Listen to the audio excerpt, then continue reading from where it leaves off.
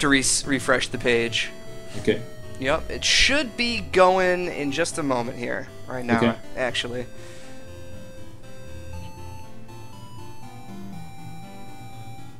Cool. I see it. Beautiful. Muted. Ladies and gentlemen, I believe we have a live stream. Mo is in the house! Here he is! Ladies and gentlemen, this is the wonderful live stream presented to you by Leviathyn.com. I'm Andrew Whipple, your host tonight, and we have a pretty wonderful guest. Creator of A.N.N.E, Mo Hey. Broots! There he is! He's here! How's it going? I'm doing fine, Mo. How about yourself? Very good, thank you. So you have taken this opportunity to say, hey, I'm just going to give some random dudes my game. We're going to go through it. We're going to talk about it.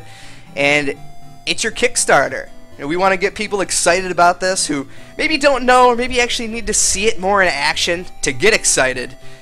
What do you think? Yeah, I think it's going to be awesome to check out the game, and I'll be able to comment and you know, give a little bit more information on what people will see here tonight. By the way, we are totally looking at the chat. Hello to everybody out there. If you have anything to say about the game, if you want to make fun of me in my gameplay or how I do stuff, that's wonderful. If you want to do a shout out to Mo, if you have a question for him, present it. We'll ask right away. We'll try and get everything touched down here in the next, we're slated for 30 minutes to an hour, so why don't we jump in? Let's do it. So first off, your art style is incredible. Thank you, man. Pixels can be done by anybody, but at the same time, there is an art to it. You've seen like Shovel Knight's aesthetic, Yeah. and there is some pretty professional work, and it's profound next to, say, just an adequate piece of art. Thanks, man. Yeah, hey, not a problem. I'm not here to just flatter you. I'm telling you the truth. All right, and what the heck is up with this whole A.N.N.E thing? Why don't you tell us about that? Yeah, well, A.N.N.E is actually it actually stands for AI, artificial intelligence. It's just a more complicated way to say it. It actually stands for Artificial Neuron Network Ensemble, which is, you know, probably not the most popular, probably not the term that you'll remember anytime soon. But still, the meaning is AI, and the characters are robots in the game. So I thought it was interesting to have a double meaning, you know, being the girl's name and also significating robot being. It's funny because that's how you've been presenting this game. Two-player almost, right? So Right. do you actually have a co-op feature in here, or is this just a single-player title? For the people that don't know. It's just a single-player title. I'm actually right now looking into having you know, a co-op mode in the game based on the stretch goals, and just having like it's just a mechanic I had in mind. That's something that I really wanted to do as just its own thing, like a mini game. But yes, essentially the main focus is really a single-player experience. You know, for me, the way I see it always with this kind of experience is just, you know, you go home, you close all the lights, and you get immersed into the world, or, you know, the game. So this is kind of what I'm targeting, you know, as a single-player experience with this game, essentially. So you're talking to the master. Well, maybe not the master, but someone who's really enjoyed all the Castlevania and Metroid games, and you say it right on your Kickstarter title screen. This is a shout-out to all the Metroidvanias, all of those games that have done exploration well, and you've got straight-up maps in here. They're all samples right now, but I mean, look at that. It does not get more Metroidvania-esque than this. Yeah, I mean, how important was it to you to make sure you got this right? Well, yeah, I mean, I'm still, obviously right now it's you know, it's still a sample, but I'm working on you know, on getting this done right now. It's almost done. But yeah, essentially I think there's something really interesting with this kind of map where it doesn't reveal exactly, you know, accurately all the terrain in the level. So it kind of I don't know. I really like this kind of those kind of maps. Like Castlevania did it well too, you know, and all the Super Metroid and stuff. So it's always been, you know, a big inspiration. And just like, hey, I need to make a game with a map like this one day, you know. So and also, so yeah, not having, you know, an accurate depiction of the level, I think it always leaves a little bit to imagination, or, you know, it makes the map a little more. It's not too obvious, you know. You still have to search even though you have the map. But also with this kind of map, it's easy to color code things, you know. So now, like, if you look at the bottom left right there on the map screen, you have like a little green icon, a little green square. Might be hard to see there, but so that green square is basically you need to use, you know, it'll tell you come back with the laser, need laser. If you look like the information that are there, that may change in the final version, but at least when there's backtracking involved, you have hints and, you know, kind of, hey, well, you know, come back here when you have this, so you don't constantly track back and, you know, backtrack and you're like, crap, I thought this was it, you know. Okay. so you know, I try to use it like this, and I haven't played yet, but I heard that that Guacamelee did something similar. So I think this is very cool. Like, I think we need that nowadays, because it's cool to make games that pay homage to all the great classics that we played back in the days, but there's still a lot of things that were added with you know, more modern games and with time, and we can't forget, you know, we can put aside some of these elements, you know, and backtracking for me is not necessarily a very enjoyable thing unless you try to put something new every time, maybe, or most of the time. So in the game, I try to make it like really easy to avoid backtracking, or that if there's backtracking, I try to, as much as possible, to make the player go through maybe slightly different path, you know, the second time around, or in this case, you know, if you reach a dead end and you're like, oh crap, I just walked like, you know, 10 minutes, I jumped on top of crazy spikes and, you know, hazards. Well, you'll be able to, you know, teleport back to the ship, you know, at this point. Once you reach a dead end, you can say, okay, cool, I'll warp back, and then technically on your map you should have, if there's something blocking your path that's related to an upgrade, then you should have a color coding that will give, you know, make it easier to come back there later, or remember that you have to go there. You know? Right, I mean, backtracking and actually looking forward to it is almost synonymous with a terrible game nowadays, right? Right. So you want to bring people back, and again, you did a great job with replicating the maps, and you sort of have the clairvoyance of seeing to the future. Hey, we're gonna get something with some fire, plasma, ice, and you know, whatever all this other stuff is gonna be. It's pretty exciting to see that kind of stuff. Right, that's cool, but. You know, it's basically, what's funny about this game is that besides the actual mechanic between the ship and the character, which is the first thing that I prototyped, just like the character getting in the ship. But the second thing I actually prototyped was the weapon system. I was like, okay, I really want to, you know, to do a customizable weapon system.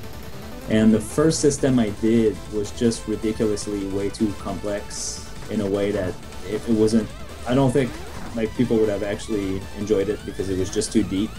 You could mix like just so many things, and it would just, I mean, it's fun to a certain extent, but then once you start playing the game, it's just, I think at the end of the day, people would just look for the combination that's obviously the most powerful one, and then rape the game, you know, or some combinations would end up being useless. So in the end, I was just like, okay, well, instead of making a system where people can create like 60 something weapons or 300 weapons or something, I'll just make, you know, four or five different types of weapons that really shoot in a very specific ways, and then have elements that attach to that and change and modify the way those weapons shoot. So in this way you can customize a weapon you like with different elementals, and you know, it makes kind of a more interesting. I'd rather have, you know, less well thought weapons than just like a crazy, you know, over the top sort of system that's not really that fun in the end, because a lot of combinations are just ridiculous, you know. So the weapons system, you know, I've put a lot of thought into it since the beginning of the project. So I knew for sure I wanted to play around with some elementals, you know. I think elements always add like a little RPG flavor to a game, no matter what, you know. This and slimes. Yeah, of course, the slimes. You can't have a game without slimes. So for the people that don't know, this is it's a shorter demo, so we're just taking our time with it while he's going through the motions, explaining some stuff. So I apologize for just being a little slow, but I want to make sure that everything in this is conveyed properly. Like picking up those, what are those? They're little experience cubes. Is that what you're calling them? Right now I call them energy crystals. And essentially what they do is when you pick them up, you get XP and you also get currency. So the way I explain that often is that yeah, exactly, XP gems, Mr. Depp Milzer. But yeah, essentially they're XP gems that once you grab, it's as if the energy inside the crystals actually are absorbed by your character as experience, and the physical crystals are then stacked and used as currency. So it's essentially it's inspired by the Dark Souls system of having just one currency in the game. Yeah, well, speaking of which, with Dark Souls, these rejuvenators or whatever you want to call them, I noticed that they respawn enemies just like the bonfires in Dark Souls. Exactly. I mean, Dark Souls is a big inspiration for this game. I'm not gonna hide it. So yeah, exactly. Those spawn points act as exactly like the bonfires in Dark Souls. Except that the leveling up is more, traditional RPG. Get the XP and you get the automatic level up and stats boost. But then you can use CPUs in the game to modify your stats, so you can actually, if you want, you want a little bit less HP, but you want more power or more defense, or so you have stat modifying CPUs that you can equip. But yeah, essentially the crystals are really inspired from Dark Souls, as because I wanted to have a certain penalty when you die, and I thought the Dark Souls penalty was cool but a little harsh, so oh, you would have had time to do that.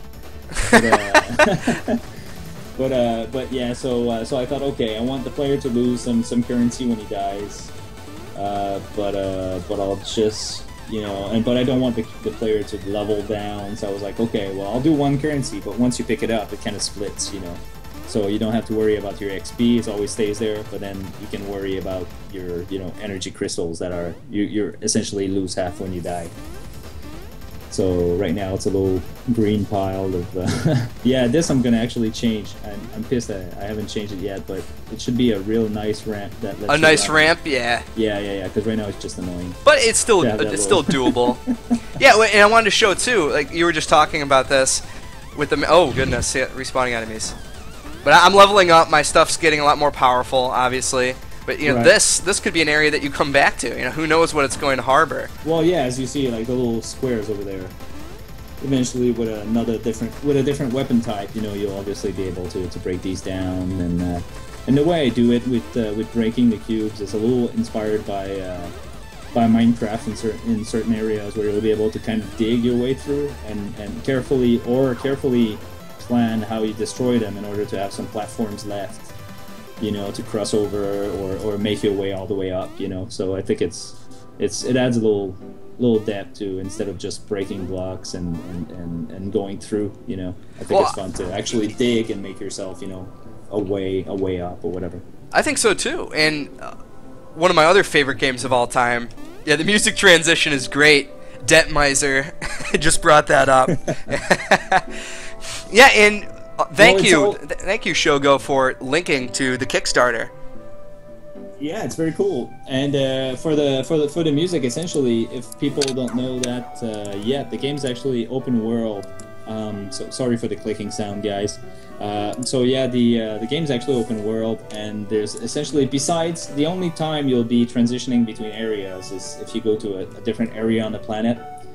So think of it as multiple big open world kind of areas. So right now this is one world. It's not finished yet, but it's one world. So as you see, the ship and the character exist in the exact same world. The stage that you actually went through is right there in the bottom left. Like there's a fog of war when you're in your ship. You don't see inside all the levels and areas that you can actually go in with your character.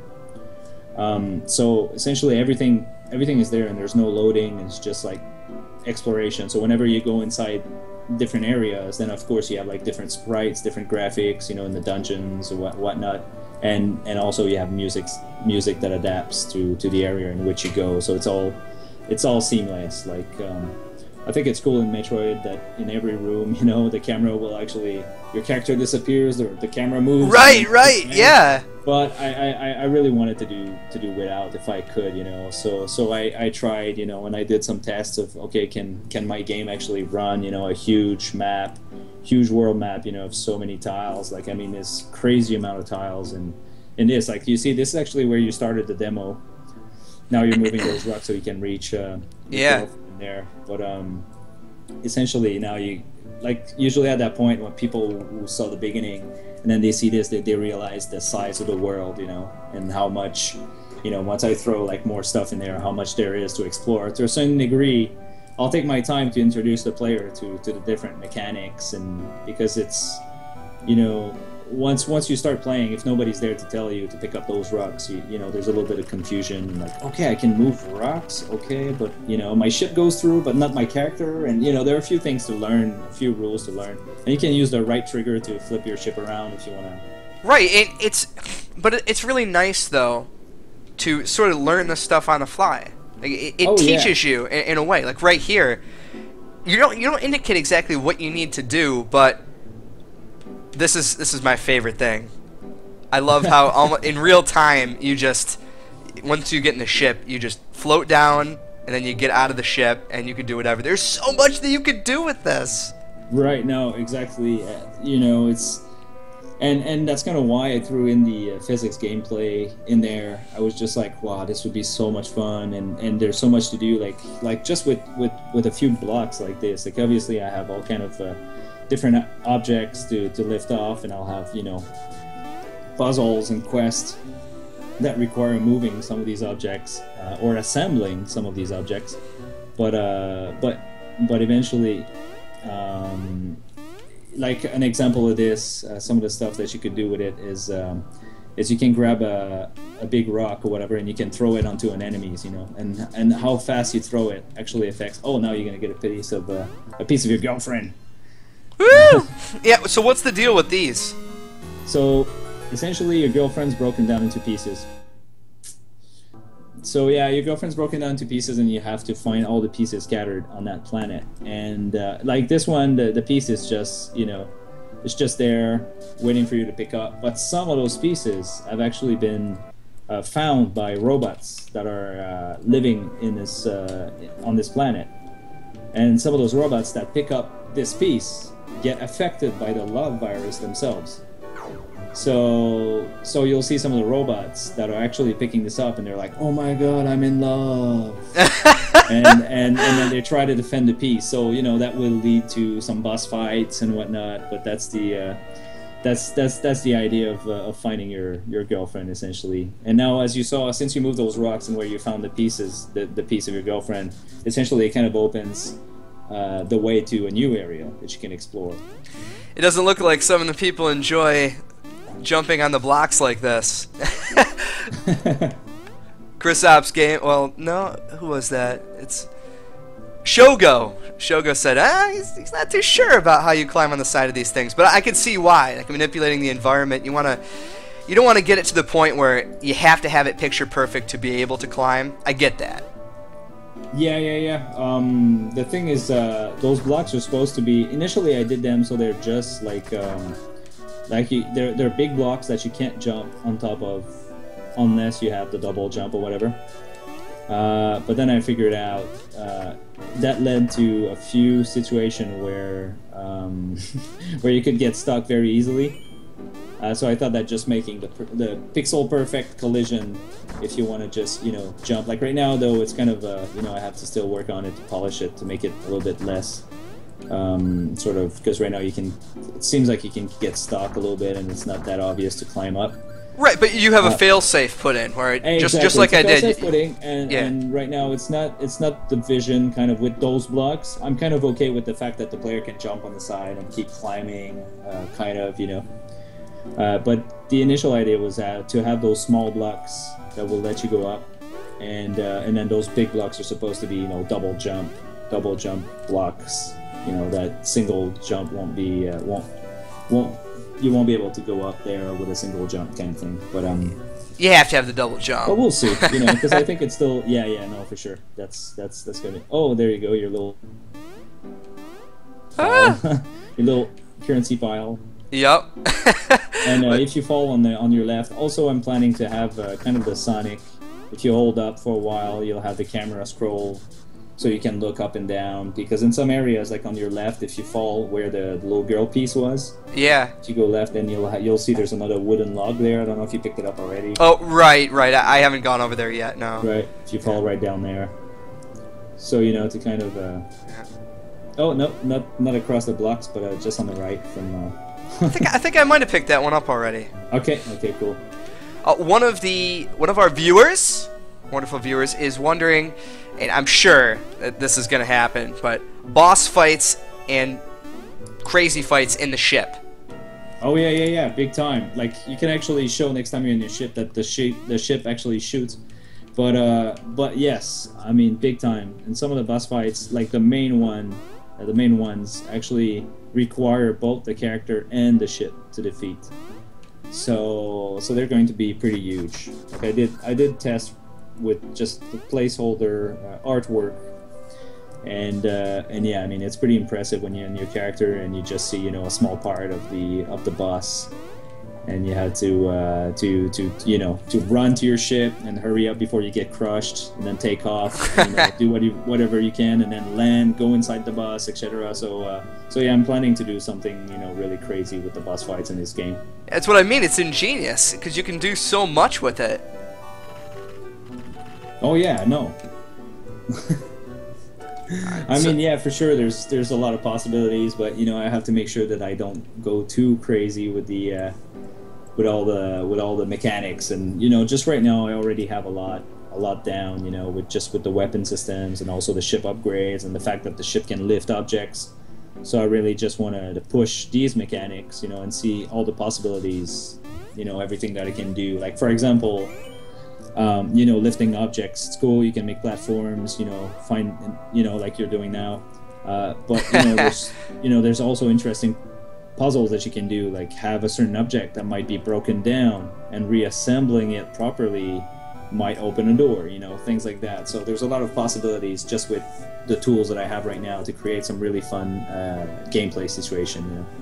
Yeah, you could use momentum like this and fling one of those things towards a boss or something. Exactly. It's really cool. And also the way I have it done right now is that regular enemy bullets are actually get destroyed when hitting one of these rocks.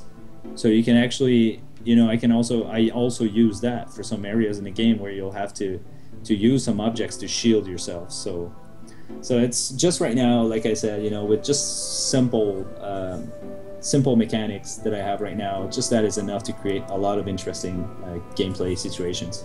Oh yeah. A lot is an understatement. So speaking of the music though. Right. Who did this music? My good friend Miyamo in Japan.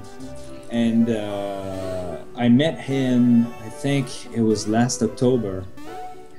And yeah, I met him through a friend that was like, hey, you know, you mentioned you didn't have time, or you didn't want to spend the time making the soundtrack for your game, because I was initially planning on doing this, but then I was talking to my buddy in Japan, and I was like, oh, I don't think I will. I just want to focus on making cool levels and cool gameplay, and also having someone else. Like I love game music like way too much. So I was like, you know what, like I think it's kind of cool what I'm doing with the music. Actually, you can hear some of the songs that I was initially planning to put in the game. I use them in my video blogs on YouTube. Often that's background music. So they're more, you know, laid back kind of electro music. And I was just like, no, it's not what I want with this. Like I'm very inspired by Japanese games when I was young. All the games on Nintendo, Super Nintendo, the games that I was playing were Japanese. And they had this distinct, crazy soundtrack. Like if you look at Mega Man or whatever, man, every game back then and stuff was just the soundtrack was absurdly crazy, delicious. So good. Yeah, so I was kind of like, okay, you know what? That's what I want for my game. And so yeah, and then my friend introduced me to Miyamo, and he sent me like it's funny because the first time I met him, he actually did a live kind of live stream where he's jamming some music. And then so I met him there, and I was like, wow, cool, he's good. And then he's playing all kind of music. I was requesting like songs from all kind of games, and he was playing most of them. And I was just like, hey, this is awesome. Or he was trying to play them, it was pretty cool. And yeah, and then after that, we just discussed. He was really interested, really hyped about the project, and he sent me a zip file with some samples, and some of those songs were but. You found it. You had to find a secret. It's kind of a little crack that I left there for a little secret, just to give an example of some of the secrets, Right. I didn't mean to interrupt you. It's so fascinating to hear about the musical part of things because it's very difficult to do. Yeah. No. And also like he's got a wide range of different songs that he did during his career. And when we started on that, I was very clear with him. Like, I really want a blend of retro chiptune music, but mixed in with some more modern sounds and stuff like that. And then we started right away. We did a few tests, and we kept working together. And like, I had a little bit of this. I want a little bit of that. And I guess in the trailer, you see a lot of.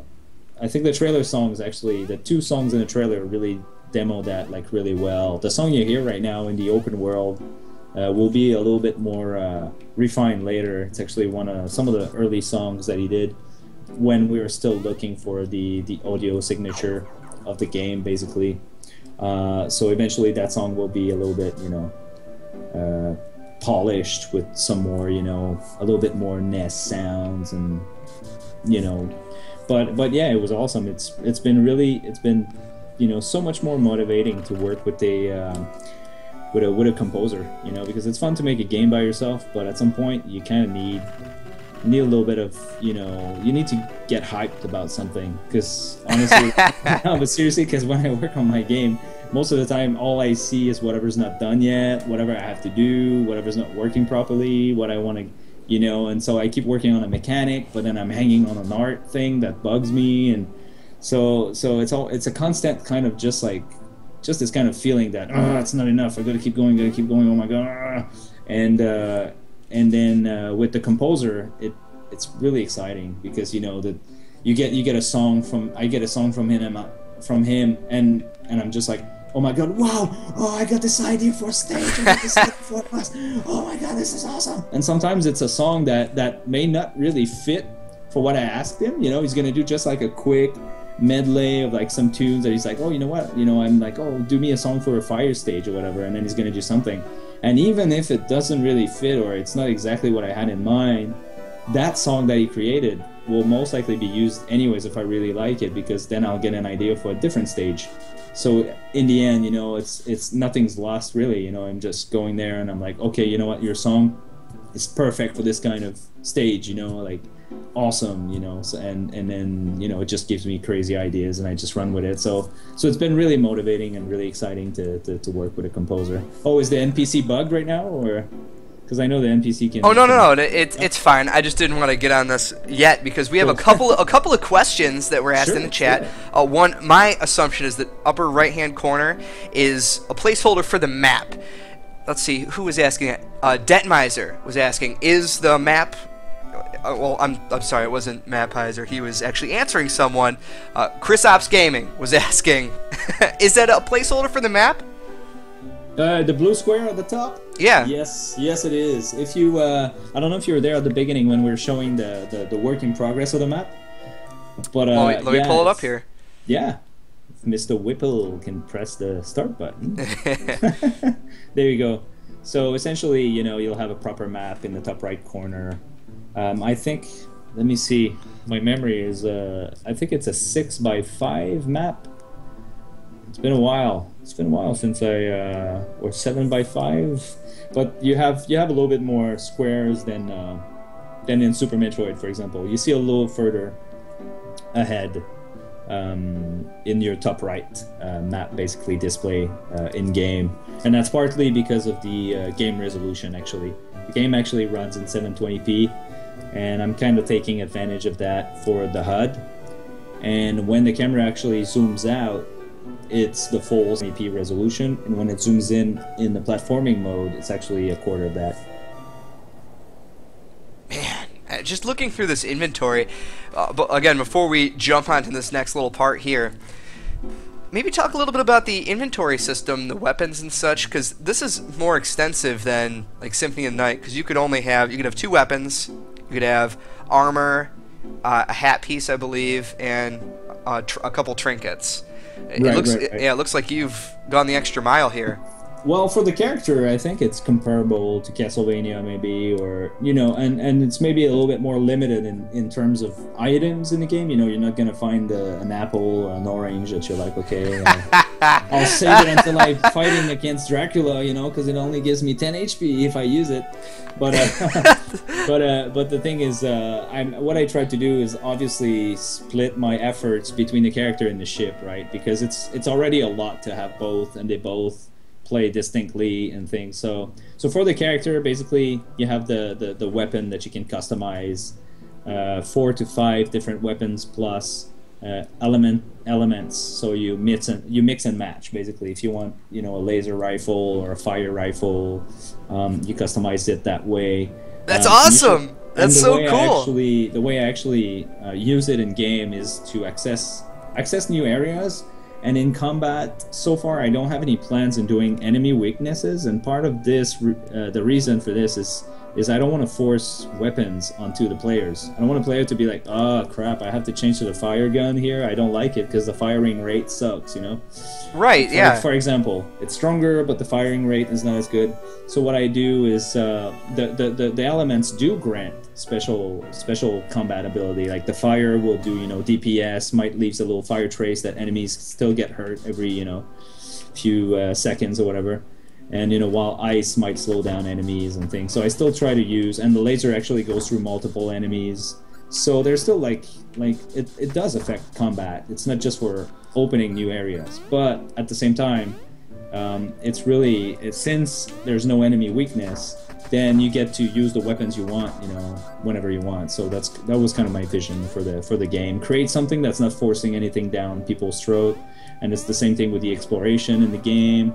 I mean, so as I mentioned earlier, I really want to introduce the player to all the mechanics in the game. But at the same time, you know, once you get your ship back, maybe something happens in the game initially, and you have to get your ship back. But once you get your ship back and all that stuff, it might be overwhelming at first. Like, you know, like, oh my gosh, all these places I can go, and then, you know, but that's what I want. Like, personally, that's what I like. And then you have your map, so you can easily track, okay, I've been there, the enemies are like 20 levels higher than me, I'm hitting them 1 HP, and they seem to have like 200 HP, I'm not going to take a chance, they kill me in one shot if they hit me, okay, I'll go somewhere else, you know. It's my vision for the game, essentially, to just create something that's really, really, really open, you know. So it might be funny if you know, oh god, the piranhas! Yeah, you might want to zip through those guys really quick by holding right. But essentially, this is still very work in progress, but my vision with this is to show how sometimes I'm going to do, like, you know, some funky gameplay, different gameplay mechanics, you know. And this is an example of that, but it's just not 100% completed yet. But, you know, my idea with this is essentially you'll have to avoid some obstacles, you know, it's maybe just a short obstacle course where you have to avoid, you know, some things coming out of the water that can kill you one shot, plus some enemies, you know, create some little, you know, spice up the gameplay once in a while. Something a little more hardcore, something that you might have to come back to. Like in Castlevania, exactly. Like some of those bosses, like the friggin', you remember Galamoth? Come on, and that guy was giant, like this huge dude with electrical powers. Oh, yeah. But someone did ask a great question. So you collect all the A.N.N.E pieces, right? Right. Well, so what's your reward, you know, for doing all this? So what's the incentive to actually do it? It's a Metroidvania game, so you kind of want to collect everything and explore everything. That's just innately part of the game. But is there going to be an upside down castle or something? You know, what are we working toward here? Obviously, I want to keep most of that a surprise, but the gist of the game is that as soon as you have, technically, as soon as you have the pieces of Anne, you see her, you know, you'll get like something really nice happens, you get her back, and then from this point, you know, it's all about leaving the planet. Essentially, you're just there to pick her up, and you're supposed to just, you know, leave, and but then, you know, eventually something will get a little crazy from that point where you get all the pieces of your girlfriend. But oh yeah, no, I think okay, cool. Because if you die in the spikes further in, the background actually unloads. So if you pop back at your ship and there's no background, nice bugs. Yes. But you can pick up your stuff. Essentially, you want to get the pieces of girl back. You see her getting put back in your ship. You know, you'll see how she gets put back together. So you know, it's rewarding as you progress through the game to see her being put back together as you go. But essentially, you know, of course, like it really changes things once she's all put together and it's time to leave the planet. Then there'll be a lot of interesting stuff happening in the game, you know. So this is going to bring us pretty well to the end of the demo right here. But if you guys have any other questions, Mo's here. He's here to answer any question that you desire. I know that we want to leave most of this a surprise, obviously. Actually, I like the question here. Debt Miser again. Is there a joke ending where Anne is incomplete? Because that could be funny. Actually, I do have an idea for something that could be interesting. I don't know if it would be funny, but it would be interesting because there's a scene in the game. I can't reveal too much, but I don't know if I'm gonna lead that to an ending. But yes, there's a possibility that there's an ending, preemptive ending in the game. Yes. That's awesome. That's a possibility. That's great. It really is. And I'm just looking forward to all these different combinations that you've been talking about, putting together weapons, looking at different enemies. You want to shape things up for a little bit. You want to punish the player, but not too much to where they're really losing time because, as you know, more than I do, as a game developer, man, you don't have time to do anything. This is your work right here, and you've got a family to tend to. Yeah, no, exactly. I mean, I do put crazy hours into this game constantly. But yeah, I think what's really important with the game is really just to stay focused. Essentially, you know, it's to stay focused and make hard decisions right from the start. So like for example, here the question: how many boss fights will be in the game? Will be hidden ones. So right now, for the boss fights, it's hard to say exactly how many there will be. Right now, I'm hoping to have at least, you know, one per world. Like, I'm talking big epic ones. One per world. Huge boss that require both the character and the ship. But besides that, I'll definitely have a lot of little mid bosses. You know, ones that just use your ship or just use your character.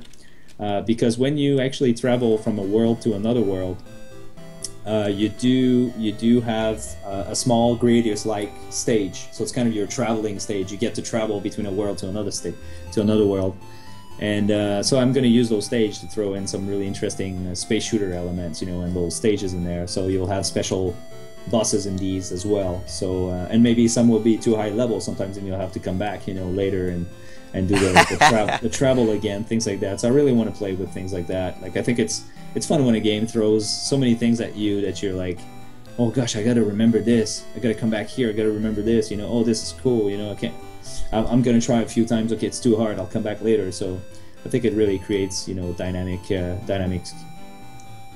situation in the game. Definitely. Now, Supersonic has the question of all questions, really. When do you think this is going to be ready? Like, they want their hands on this thing right now. Right. Do you have a target release date at all? Actually, I'm really targeting on the Kickstarter. If you look at the page, if I just look at the pledge for the just the game, I'm saying roughly around April 2014. The gifts will ship before, which is why I have the delivery date for like I think it's December of this year for most of the swag, you know, physical swag, and potentially also the beta version around that time too. So yeah, I'm really targeting April. It's really my hard date. You know, I want to be done with the game at that point. But then the thing is, ideally to be done at that time, I have to be done, you know, around December, so I can polish all the way to that time.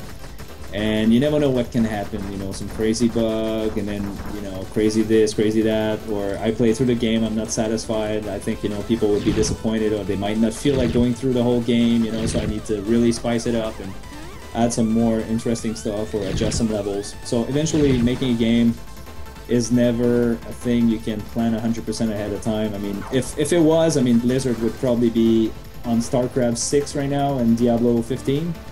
But unfortunately, you know, it's something that may require additional time. So my target is April 2014.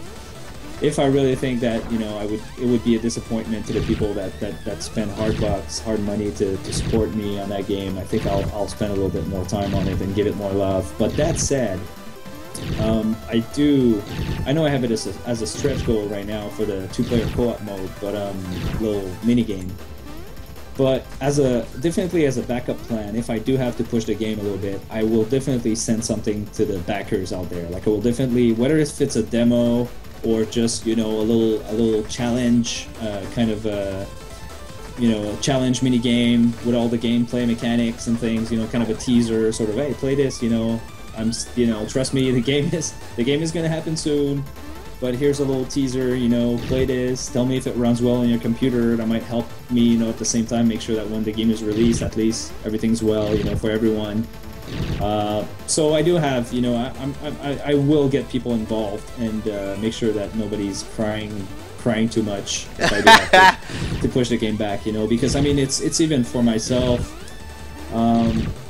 you know, I do want to be done with the game one day. You know, I'm not gonna keep pushing it, so that's why I'm really focused, and I do have, you know, a really strong design that I stick to. But after that, you know, obviously I haven't designed all the buses yet. I haven't designed, you know, everything yet. So and once this thing comes in motion, you know, some of the elements might not be as fun as I want them to. So I might spend, you know, a little bit more time on some of the elements that I can't predict. You know, so I would say April 2014 is my set date, and around that time, you know, if the game isn't out, then you'll have a very detailed video plus potentially gameplay demo to, you know, to appease the crowd a little bit.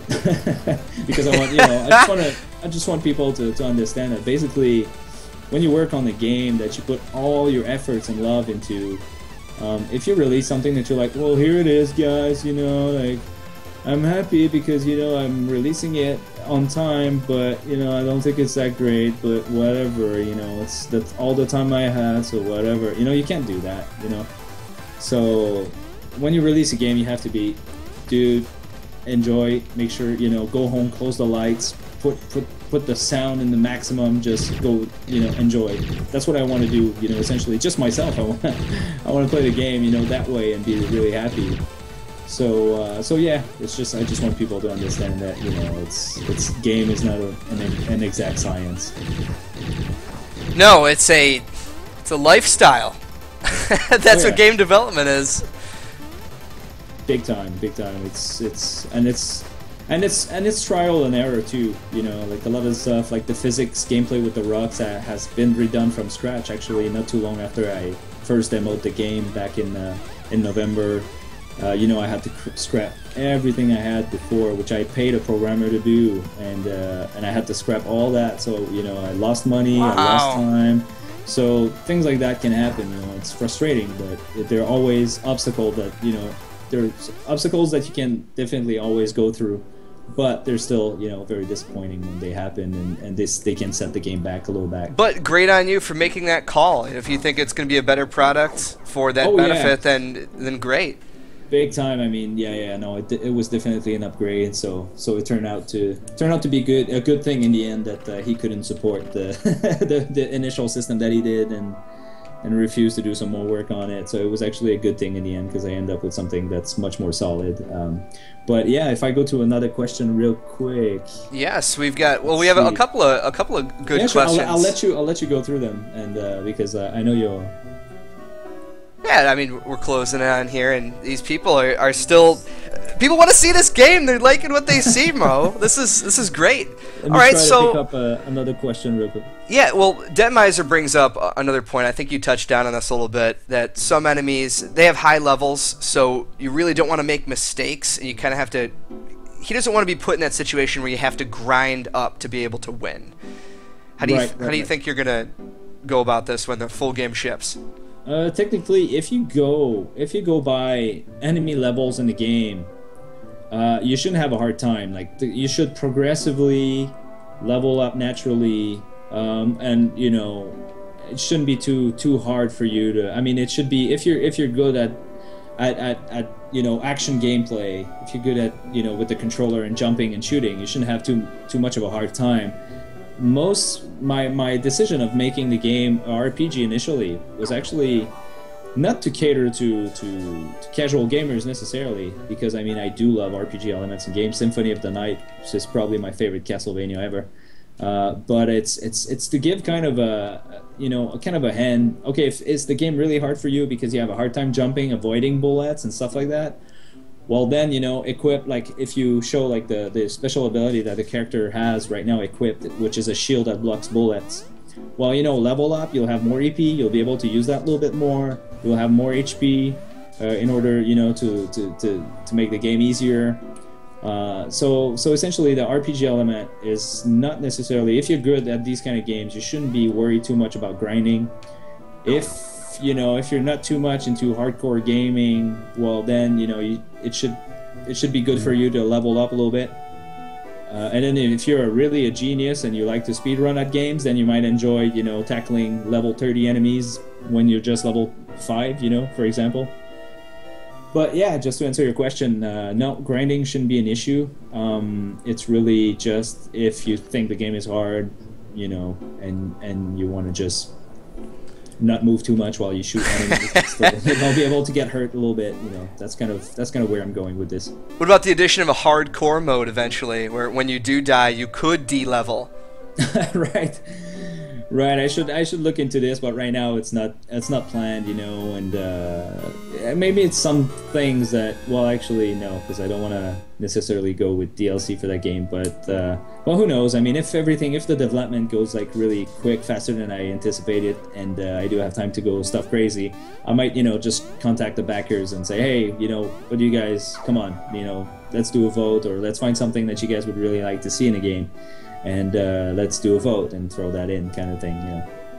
I noticed that is that a countdown timer inside it's the a ship? Countdown to how many pieces left you have to find. Oh, okay, yeah, that's... So you see her silhouettes, and then you see you found like a piece, so it stacks up to be My there. God, your attention to detail is ridiculous. You're some kind of gaming demon. Yeah, that. And if you go to the terminal, it's placeholder right now, but it's a little. That's where you purchase your upgrades.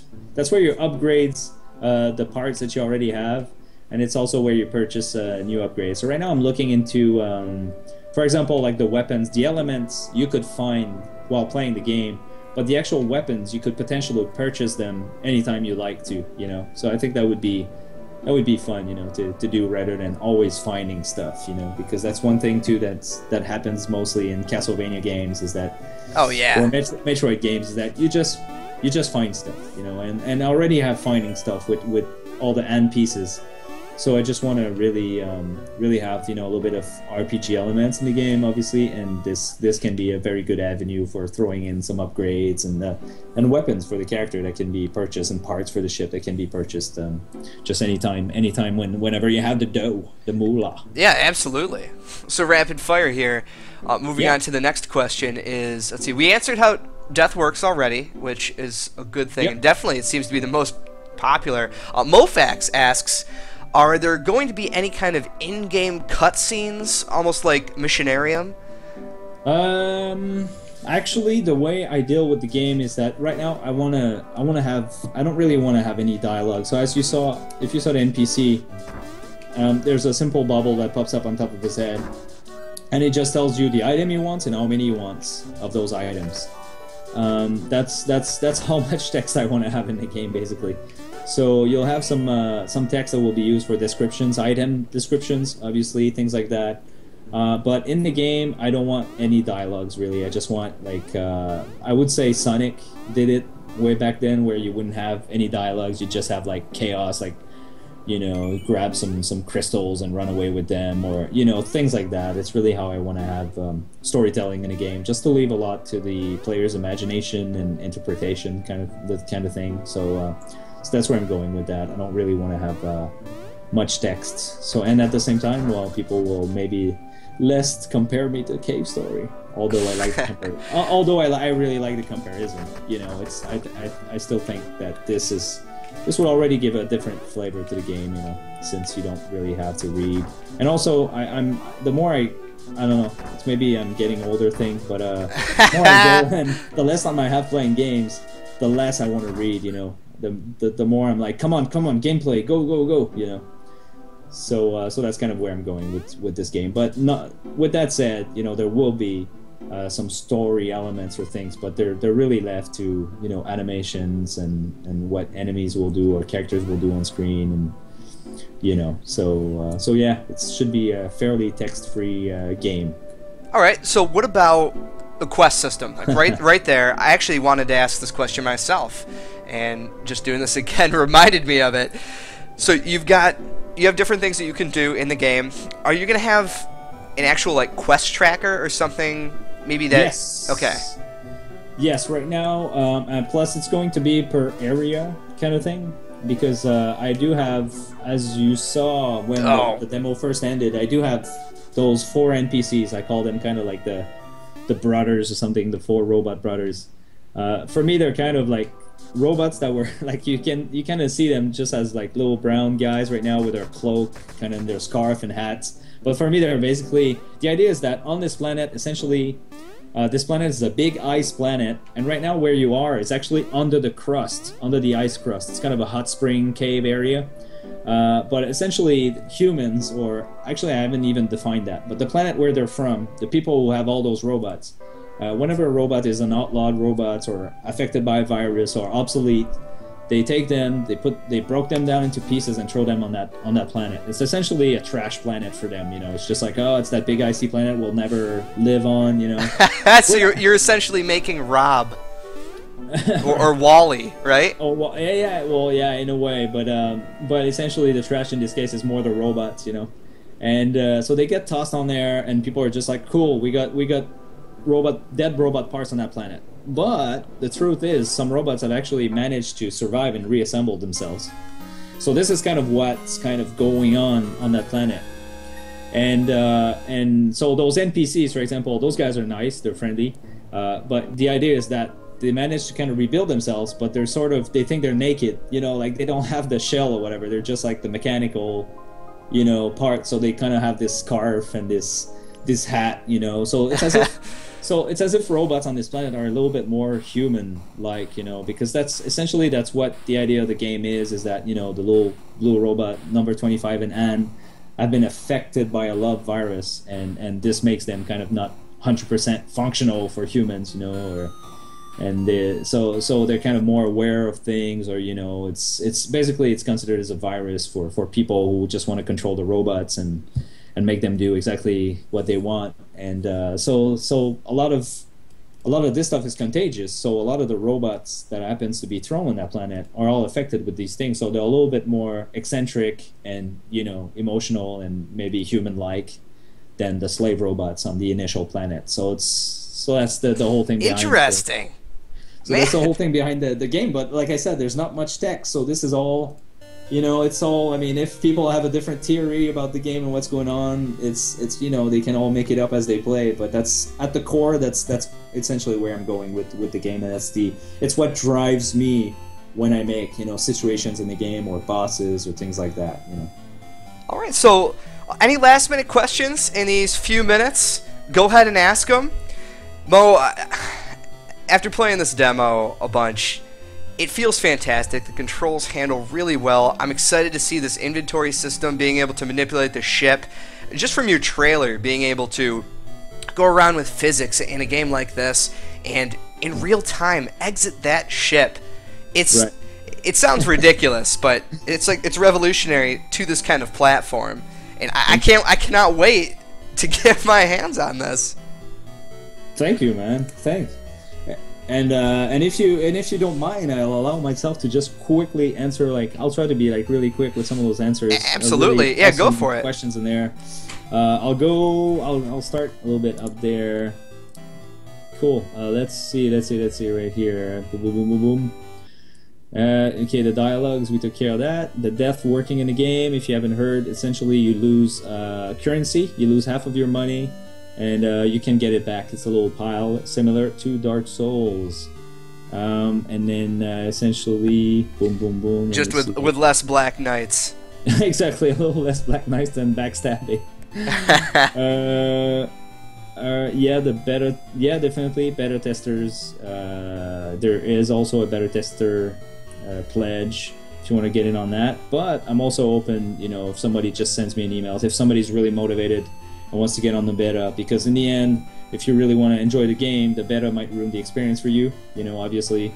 But I might do things like remove the ending from the beta, so you kill the last boss and you get thank you for trying the game, and then if I go real quick to boom boom boom, how did you get the idea for this story? It's a good question. Actually, it's such a good question, because initially when I started with just the gameplay of the ship and the character. I just did a quick prototype. Oh, is this fun if I get in my ship? And then I was like, wow, this is awesome. But if I want, and I tried to zooming in, zooming out, and I really wanted this, because once you're in your ship, you see like it feels epic. You're like, okay, the world is huge. I see a lot more of it when I'm in my ship. And so I started with this, and then once I started doing some actual art for the prototype, I realized that the resolution when I'm zooming in is actually really low. Like, I was like, oh my god, this is really low. I don't want to have crazy aliasing. I want to try to find an art style which is more squarish, so especially for the characters and things like that.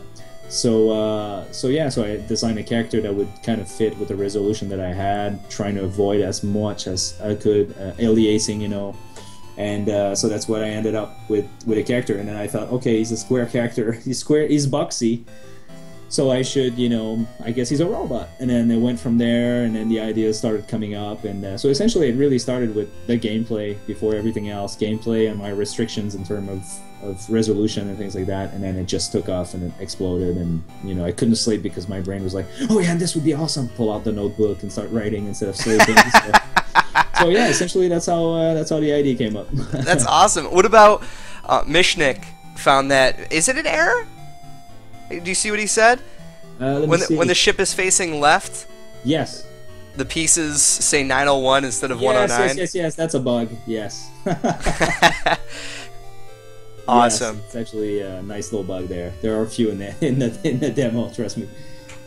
All right, well, cool. So that's gonna pretty much wrap it up. Thanks everybody for showing up. So I would paste my Kickstarter thing, but I'm actually not logged in, and I don't remember my. I have to actually dig a little bit to find my username and stuff. Oh well, we'll get that up for you without a problem. So thank you. Well, yeah, while I'm getting that right here. So this, and look, one of the viewers did it. That's awesome. Fantastic. See, this is the dedication that developers like you need from your fans. Thank you guys so much. So, if you haven't pledged to this Kickstarter, it's very cheap. It's gonna help Mo out. It's gonna help, I think, the community out in general. And you're up on Steam Greenlight, aren't you? Yes, that's true. Don't forget Greenlight, because it is really important. I mean, Greenlight is really community driven, so don't be afraid to support me on there and spread the word. Yes, I can try and find the link for that right now, but if you guys could, please vote for him right now on Steam Greenlight. It's really going to help him. Matter of fact, I have the link right here. It's super important to be able to get on Steam nowadays. Very helpful, and Shogo beat me to it, of course, because that's just how it works on the internet.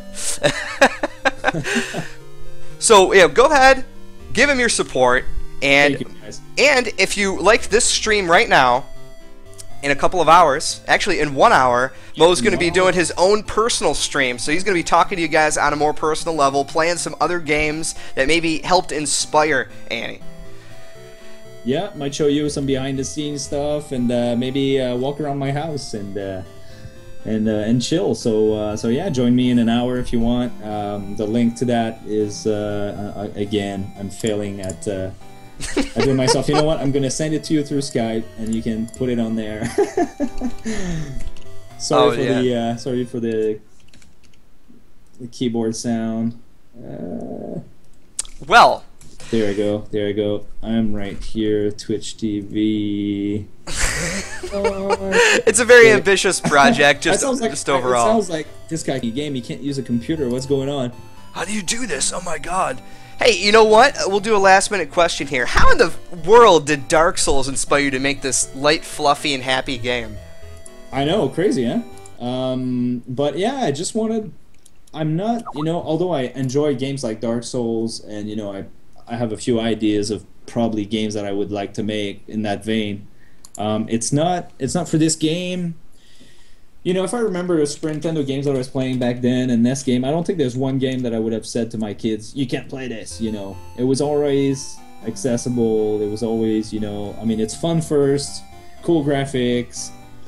If there's violence, it's explosions everywhere, and nobody's really like, don't play this game, it's too violent. So for me before, I wanted an art style that was pleasing, that I found attractive myself, well designed, and I didn't necessarily want to do something that was, blood splattering everywhere and stuff like that. But at the same time, but that said, I'm a huge From Software fan, actually. I'm following From Software since the Kingsfield days back on PlayStation 1. Yikes, wow. And Armored Core and stuff like that. I think I might be one of the 2 guys in the world that likes Kingsfield. But yeah, I was a huge fan of that stuff, and so yeah, so basically I love Dark Souls very much, and I thought that in terms of level design and mechanics, they had some pretty amazing stuff in there. So that's how I came to be very influenced by the game. Fan-freaking-tastic. You've outdone yourself, sir. So again, coming up here, less than an hour, there's the link right there to Mo's live stream. Go ahead and join him there. Talk a little bit more about Anne. There is a lot more to look forward to as the Kickstarter closes, I am sure. Thank you so much for coming on here. And by the way, guys, if you did miss the stream, it's right on the Leviathyn TV's stream page, and it'll be there for the next week or so. I'm going to archive it on the brand new YouTube channel for the website. My name's Andrew. I'm brand new, if you guys know the website at all. We're going to be really trying to jumpstart this community, and I got to thank Mo for helping out with this too. My pleasure, man. Thanks for inviting me, and thank you to everybody that came and joined the chat. Really appreciate it, guys. It was awesome. Yeah, fantastic. I wish I could have checked the chat and answered more of your questions, but if you want to have more questions, come and join me in an hour, and I'll try to answer more questions then. Yeah, so go over there, give him a subscribe. Hell, you know what? Give us a subscribe too. Really appreciate it. For sure. And you guys all have a fantastic night.